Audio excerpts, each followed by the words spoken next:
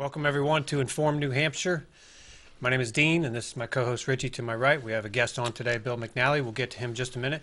We are Inform New Hampshire. We have a YouTube channel as well as a Facebook page. Happy for you to stop by there and like us or friend us. And Richie and I are we have been co-coordinators for co-state coordinators for National Liberty Alliance. I'll let Richie talk about that in a little bit. We believe our country is in deep peril, and we're here to provide you with news and information that you won't get from the mainstream media because they're forbidden to give it to you, and for a number of reasons. If you see some of our past shows, you'll hear a little bit about that. So I'm going to get right to it. So Richie, I know, wants to say a little bit about Jerry DeLamus and National Liberty Alliance. So Richie, take it away. Thank you. Yeah, I wanted to mention Jerry DeLamus. I want to ask people to please donate money to him and Sue. He's been a political prisoner for over 5 months now. He could use the financial help. It's a real burden on him and his wife. So if you can donate money, you see it in your heart, please send it to freejerrydelemus.com, and that's JERRYDELEMUS, freejerrydelemus.com. A few other things. Myself and Dean have stepped down as state coordinators for the National Liberty Alliance, but in no way have we abandoned them, because we believe that the National Liberty Alliance has the peaceful and lawful solution to America's problems. And that's the reinstatement of the common law grand jury, which was founded or set up to root out corruption in government. So we're sticking with it. It's just that we can't be, or at least I can't be, and for the most part, the lead state coordinator with the campaign coming up that I have to running for sheriff. So I wanted to mention that. The other thing is we changed our email address. If anybody sent in an email in the last couple weeks, you might want to resend it to the email on the screen right now. It's a new one. We will have that. We won't have any issues with it, so there won't be any problems. So please send it there. And other than that, I said that we wanted to talk about education today, and I'm going to mention a few things, and I'm going to turn it over to Bill McNally to discuss a different viewpoint. But education is everything to me, and education to me now, I wish I could say this when I was in high school, but to me now, education is what's going to save this country. And I say that because the Constitution, knowing the Constitution and knowing how to fight for it, will help all of us Americans, not Democrats, not Republicans, not conservatives, not liberals, but Americans. If you care about your country, center yourself around the Constitution and then fight for it. Fight for your rights under the Bill of Rights. Don't let the government take them from you, because they're not authorized to do that unless you let them go. So I'm asking you to please stick with it. The education of the Constitution is important. You can go to Chris Ann Hall is coming on September 7th and 8th. Dean has arranged for us to come. Bill graciously set up a hall today in Nashua. We have another one in Goffstown. Let me see, there's Publius Hulda is another one you want to watch on YouTube. Michael Badnarik is another one. Carl Miller. There are a lot of people out there that you can sit. If you don't want to read, some people don't like reading, sit and watch a documentary on these people. Michael Badnarik has an 8-hour class that's free. Doesn't cost you anything. And that's Badnarik. The other thing I wanted to mention is actually a couple things, but I'm trying to be brief, is that education, like the heroin problem in the state of New Hampshire is obviously pretty severe in the country, but New Hampshire particularly.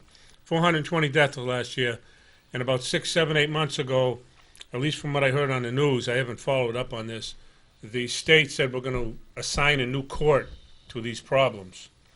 And then within the past month, they came up with $1.5 million to hire more police, neither of which are going to do anything for the heroin problem in the state. Education at the young age is what we need for these children, so that they understand that when they put a substance into their body, what happens? It goes into the bloodstream, it gets into the brain, they do funny things. But that's not taught in the school system. It needs to be taught. Education is what we should be stressing. Not more benefits for the teachers, not more money for the teachers, just a better education for our children. And if in doing so it means more money for the teachers and more benefits, then great. But I can't even get in touch with the NEA of New Hampshire, that little communist organization that doesn't give a damn about our kids. I do give a damn. And I want to see education taught to these children. They deserve a better chance than what we're getting now. And for those of you who might not know anything's going on, I feel bad for you because there's serious problems in this country. You can look and you can find them to this show, a lot of other shows, but I'll say that for now. Education is key, and that's one of the reasons Mr. McNally came on here today, is because I fancy him an expert in education, so to speak. He might not think so, but I think so. And I'd like to turn it over to him so he can talk about his viewpoints. Bill? Okay. Well, thank you, gentlemen. It's a pleasure to be here. Thanks for coming in. You're welcome. Short notice, too. You know, as Richie just said, education is the key. However, what is the real key? The real key is literacy, and that's why I'm here. I'm the president of the Samuel L. Blumenfeld Literacy Foundation, which is based in Windham, New Hampshire, and I'm trying to promote the legacy of literacy after the passing away of Sam Blumenfeld in 2015, June 1st, on his 90th day on this earth. So what I'd like to do with the educators and the parents is kind of explain how one does become illiterate in a system that doesn't teach you the proper way to read. And so I have this treatise here, which is 13 pages, that I can get you free as a download if you're interested in reading the entire story. I'm just going to go through some excerpts, but I want to take you back to the 1830s to explain how this dumbing down of America occurred.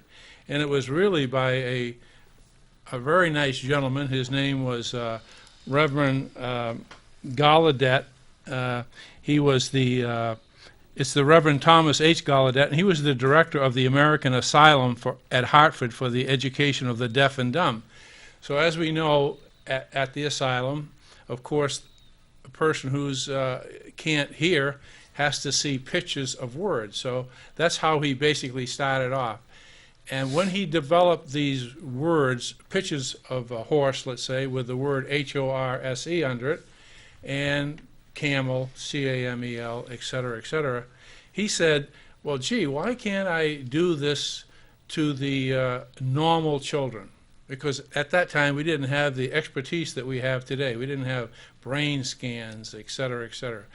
So I want to tell you how he got his program into the Boston schools. It was approximately 1830, and he wrote a book called The Mother's Primer.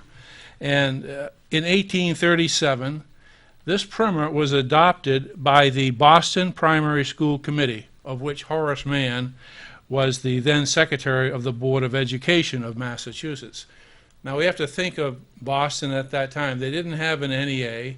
They didn't have unions. They had a group called the Boston Schoolmasters, and they controlled pretty much like a board of education. So they introduced this Gallaudet's Mother's Primer, which was whole words with pictures of animals or things and with the letters underneath them. And so by 1844, the entire Boston school system was dysfunctional. They were, in total disarray. The kids couldn't learn to read, and I'm going to explain what happens to a child when he is ready to learn to read and how he develops so that at least you'll understand it. And of course, a lot of the things I'm skimming over here, so this 13-page article, if you could bring up that one with Don Potter on there, I would like to show the people how they can get to it. At the Don Potter net, are they seeing it on? Not yet. Yeah, okay. Here we go. They got it. Oh, they got it. So at the donpotter.net, you'll see the Samuel L. Blumenfeld Clinic. I just want you to go there and then just scroll down or search for dyslexia, and you're going to see an article called, "Can Dyslexia Be Artificially Induced in the School?" Yes, says researcher Edward Miller. And that's going to give you the entire detail. So that's a great download. My friend Don Potter teaches Spanish and English in Odessa, Texas. And he's sort of like a consultant to the Blumenfeld Foundation. He's a very good friend of the late Samuel Blumenfeld, and he's a great guy. So getting back to when the Boston schoolmasters then finally said, well, look at, this is this whole word, look-say method that we've introduced to the children. It's destroyed their capacity to read. Let me explain how you destroy a child's brain. And this is how it goes. Here is my right lobe of the brain, and the right lobe sees pictures, arts. The left lobe is concentrating on sound. Now we call these cognitive reflex. So the left brain would have a sound reflex. The right brain would have a sight reflex. If these two cognitive reflexes are in sync, we're not going to have a problem. So if the child starts off with the proper intensive alpha phonics, no whole words whatsoever, and I want to show you the book that the Blumenfeld Foundation publishes. It's called Phonics for Success. We could also bring that up on the, it's only $9.95, and it is a direct replacement of this spiral-bound book, which was Blumenfeld's original book. In this original book, it sells for $25 to $35 on the internet. This book is only sold in Windham, New Hampshire, by the Samuel L. Blumenfeld Literacy Foundation, and it comes with a bonus CD. That bonus CD is called Dumbing Down of America and Common Core, featuring Sam Blumenfeld being introduced by Hal Shurtleff and myself as the videographer. And it is so beautiful. He's going to explain this trivia question that I'm going to ask. What Vice President of the United States was a functional illiterate? One heartbeat from the presidency, and he is a functional illiterate. Well, I'm not sure. In the Dumbing Down, Sam explains how this vice president, let me answer that question. Maybe Rich or Dean will ask me the question just before the end of the show, so we'll know who it is. Okay. But we don't want to let the viewers in on it right away. First name that came to mind was Obama, but that's not it. Okay, so now I want you to notice how many pictures are in this book. You know, look at it. 0. This book here is an exact duplicate of this book. Okay. Now, if we could bring up that How to Tutor, Dean. One of my friends in Pennsylvania, Mark Affleck, developed this site called How to Tutor. And on this site, you can get the entire 128 lessons in a variety of formats. One format would be with Sam Blumenfeld teaching on video, which was... Is that this site? Yeah, that site Yeah. right there. Yeah. Okay. And so you'd go How to Tutor, and we won't go through it because it gets kind of difficult, but you know, you can contact me in Windham via email. I'll leave you my email, and I'll explain how you go through that site. You can also get this same download there at that site. So let's go back, continue on with the child's brain. Okay, we said that the child, if he looks at the letter C, he wants to see the letter C with the right brain, and then the left brain says, oh, that stands for K, K. Then when he sees the A, he wants to see the letter A, and then his left brain wants to notice the sound A, and then T for T. So K, A, T, K, A, T, cat. Beautiful, you've got it. Now, if you go back to putting a picture of a cat and then CAT on there, well, how does the child recognize where are the phonetics here? They're not there. Any teacher who says, well, we mix whole words within, and we do teach phonics, believe me, you better be leery, because I'm going to, if in due time, I'm going to start off with how this process was thrown. I just mentioned it was thrown out of the Boston schools in 1844. Well, then what happened to it? Well, when the progressive found out that this could be used to dumb down America, they brought it back in. Now, Sam Blumenfeld himself was in the New York schools in the 1930s. However, they didn't have the money then to throw out phonics and bring in Dick and Jane. And here's a book that Sam wrote. It's called The Victims of Dick and Jane. You remember those books? Oh, See yeah, I Spot, have it. Yeah. See Spot, Spot Run. Yeah. Ho, ho, ho, See Spot, Run. Yeah. It's full of pictures, and his masterpiece on the victims of Dick and Jane is very well worth reading. So we go through these phonics. Now, if we will not get a conflict with the child when he learns his ABCs and then the sounds. He is going to come around slower than a whole word student. The whole word student is going to memorize 50 or 60 words right away, and it's going to sound like he's doing good. However, in the age of, let's say, 8, maybe 9 or somewhere, well, what are we going to use if we show a picture of, say, induced or artificial? What kind of a picture will we put if we put the word artificial down and try to put a word under it? As you can see, that's not going to happen. Now, the child comes to school with approximately 5,000 word vocabulary, somewhere in that neighborhood. And guess what? This child didn't go to school to learn how to pronounce all those words. He didn't go to college. He learned it on his own. So when he comes to school, we want him to progress. And if he reaches this brick wall of, as I said about dyslexia, it's going to be a problem, and he could get stuck in this mode. Now, here's how Sam Blumenfeld uncovered this whole problem. In 1955, we have this book here called, by Dr. Rudolph Flesch, called Why Johnny Can't Read. And here's where Sam Blumenfeld, when he read this book, Sam was invited to participate in the Reading Foundation. He says, well, what do you want me to do for the Reading Foundation? He says, and the director says, well, we'd like to get phonics back in the schools. He said, what do you mean? When was it taken out? And so now Sam realized, wow, this is something. So he started doing his research, and Sam came up with this, the Gallaudet method that was probably found by the progressives later and used. Now, this is 1955, okay? Now, let's look at this book right here. This book here is named Why Johnny Still Can't Read, and it's 25 years later, 20 years later. I mean, now, there was a professor of English at Harvard University by the name of Jean Charles.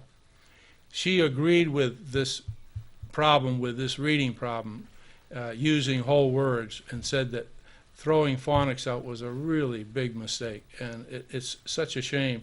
But she wasn't quite chastised because she had tenure. But the way you treat someone who wants to tell the truth is you ignore them. So that's what took place in that era. And then Sam Blumenfeld wrote this book, NEA, Trojan Horse in American Education. And he told me, he says, Bill, I was expecting to get a lawsuit from the NEA, but he says when they read the book, they saw that I used all their words, quotes from the NEA. And so there's nothing they could do if he's quoting them. And then along came, just recently in 2000, I believe in 15 or 2014, Sam Blumenfeld got together with Alex Newman and wrote this book called Crimes of the Educators. You have that up there? I do. Yeah. Yep. Now, there's something very important in this book. Not only will he go through in this whole book lots of the things that I was talking about and so much more that a parent can learn, but in the back of the book is an Appendix B, okay? The title of it is John Dewey's Plan to Dumb Down America. Now, John Dewey says that teaching children to read is a fetish. That's why he called this the primary education fetish, and he spells it F-E-T-I-C-H. That's how John Dewey spelled it. And so he's saying that teaching people to read, this is a fetish. We've got to get away from that. So as what Richie was saying, we need to educate. Well, we've got to remember one thing. We've got to be literate if we're going to learn to read and expect children to read books, history books, and things of that nature, and books like this here, which someday I'd like to come back and talk about the Marlowe-Shakespeare connection written by Sam Blumenfeld. It's an excellent story. And, of course, this book here, The New Illiterates, explains the literacy problem in America, as I'm spelling out here with just this short paper, you know. And then, of course, Dean put up on the screen How to Tutor. This is the how you can teach the 3 R's to your child and have him go to school, and don't let the teachers buffalo you and say, listen, well, we teach them this way. If you read these papers, you're going to find out exactly what the problem is. And earlier I mentioned, I was going to mention Dr. Seuss. Now, Dr. Seuss, let me read something about Dr. Seuss. Dr. Seuss was giving 223 words. They wanted him to write a book, and he said he worked on it for such a long time. He finally came up with a book called The Cat in the Hat, all right? And he says, I did it for a textbook house, and they sent me a word list. And he says, it was due to the Dewey Revolt in the 20s, in which they threw out phonic reading and went to word recognition. And that's what Dr. Seuss did in that book, Cat in the Hat. He says that was due to the revolt, and it says word recognition is reading as if a Chinese pictograph is there instead of blending sounds of different letters. I think killing phonics was one of the greatest causes of illiteracy in the country.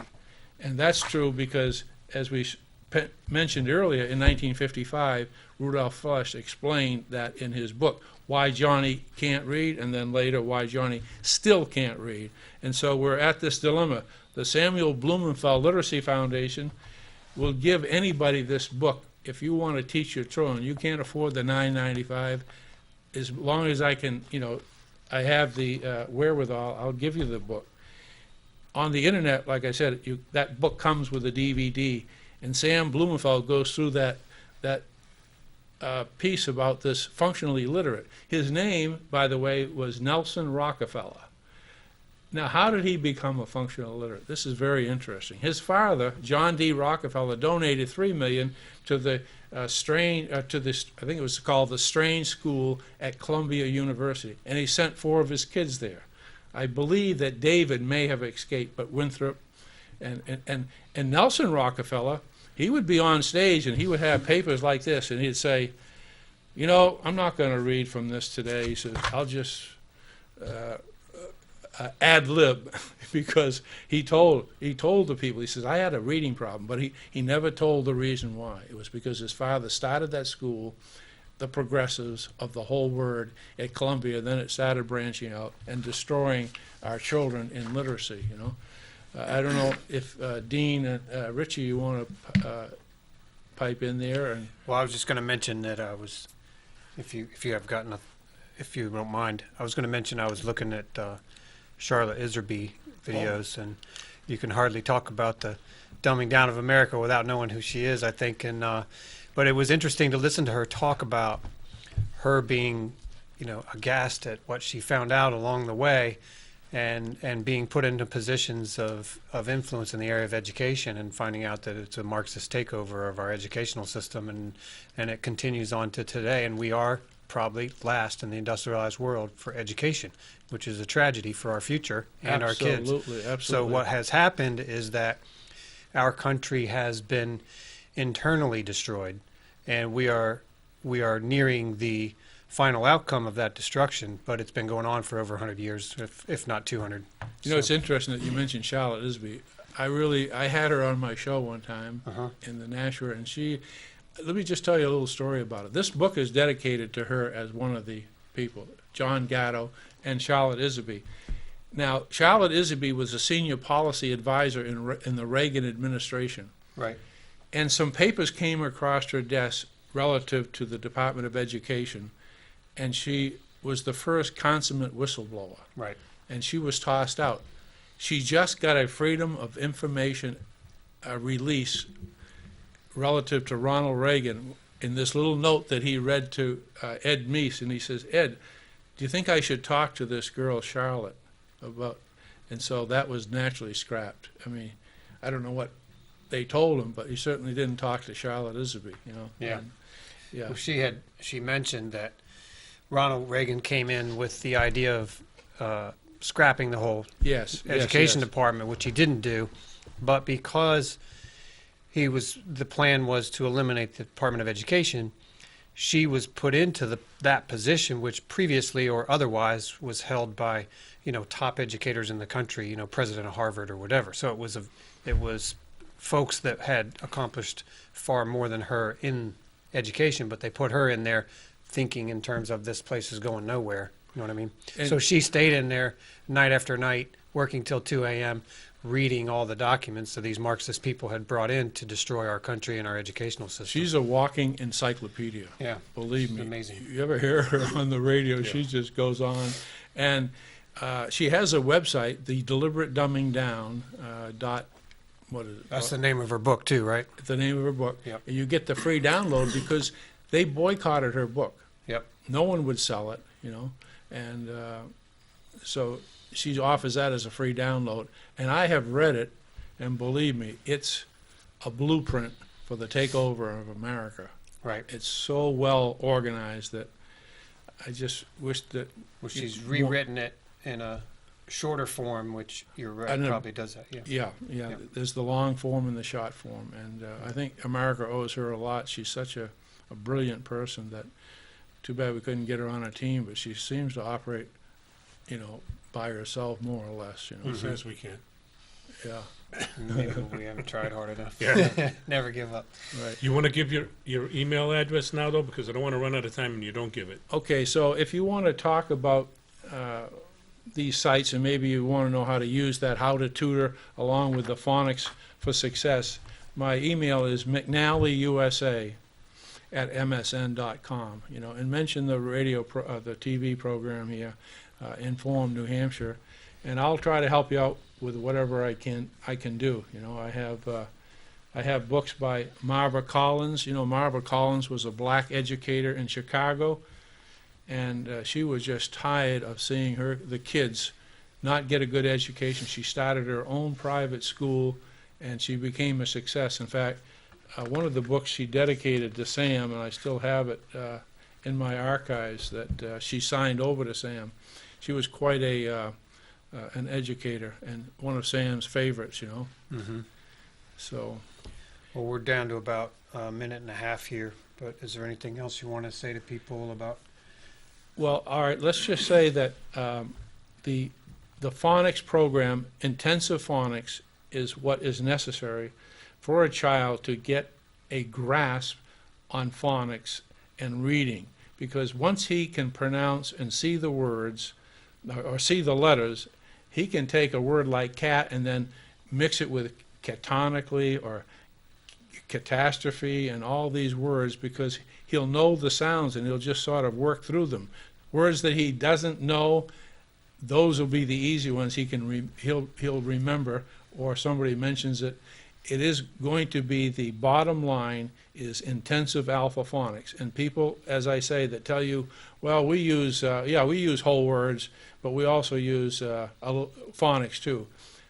I'm sorry to say that is not going to work. But, however, the educators have got control of the system, and the parents have to realize that. So my wish is that you would understand how a child learns to read and see the importance of not generating a cognitive reflex problem in his brain, or else that will lead to dyslexia and learning disabilities and the rest.